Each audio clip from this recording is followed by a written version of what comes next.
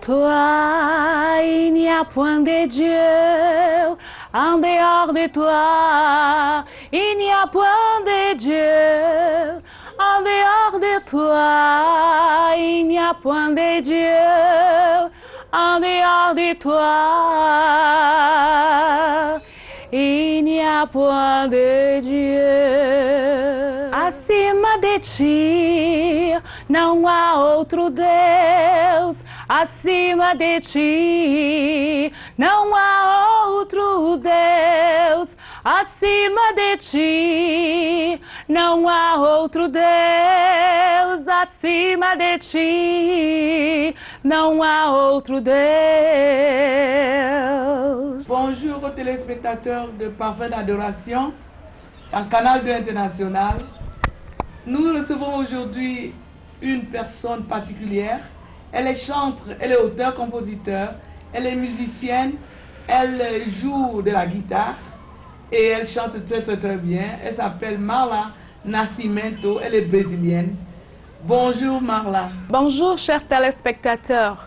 Je m'appelle Marla Nascimento, je suis auteur-compositeur, je joue de la guitare et je fais un peu de tout. Comment peut-on savoir qu'on est appelé dans le ministère de la chanson? Et en ce qui concerne votre cas personnel, comment avez-vous su que Dieu vous appelait à être son chantre? Bonsoir Madame Ogine Gasca. Je voulais tout d'abord vous remercier de m'avoir invité à votre émission. En ce qui concerne la question dont vous m'avez posée, dans mon cas, étant déjà toute petite, je côtoyais le milieu chrétien, aussi des musiciens, de votre talent, bien entendu. Pendant que je côtoyais le milieu de musiciens dans mon pays, j'ai eu l'opportunité de chanter avec beaucoup d'entre eux, entre nous, pour découvrir un peu comment c'était une curiosité, une passion pour moi. Donc, au fur et à mesure que les années sont passées, j'ai essayé de travailler ma voix et ainsi de suite. Et avec beaucoup de contacts dans ces milieux-là, j'ai commencé à me présenter en public, chose que ce n'est pas facile au départ.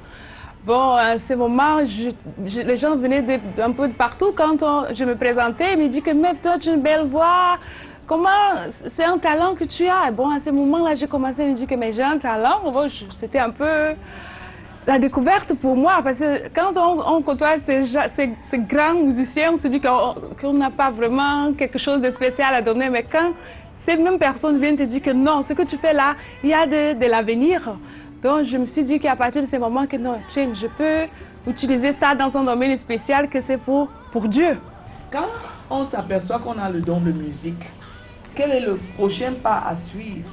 Dans votre cas, Marla, qu'est-ce que vous avez fait quand ces grands musiciens vous avaient dit que vous aviez du talent, que vous chantiez très bien? Qu'est-ce que vous avez fait par la suite? Je me suis approchée davantage des gens qui sont mieux placés pour me donner des conseils dans le domaine. Je me suis formée dans une école de musique. Bon, je continue toujours de me former parce que la musique, on n'est jamais un grand connaisseur, on apprend tous les jours. Donc, c'est au fur et à mesure que les années ont passé, je me suis mise à apprendre la guitare, apprendre la danse, parce que la danse aussi, ça fait partie de la musique, ça fait partie du chant. Tout don parfait et toute grâce excellente vient d'en haut. C'est ce qui est écrit dans la Bible. Maintenant, quand vous avez reçu le don, comment pouvez-vous persuader ceux qui ont reçu le don d'aller encore se former? Quand nous venons au monde, nous venons tous avec des dons particuliers.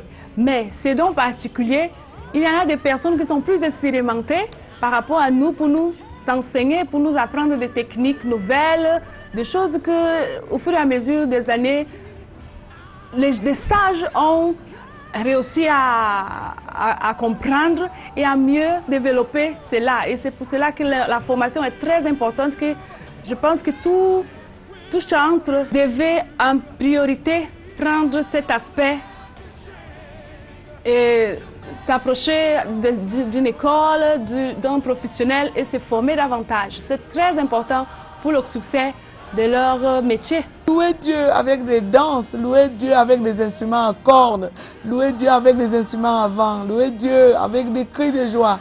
Alors regardons ce clip.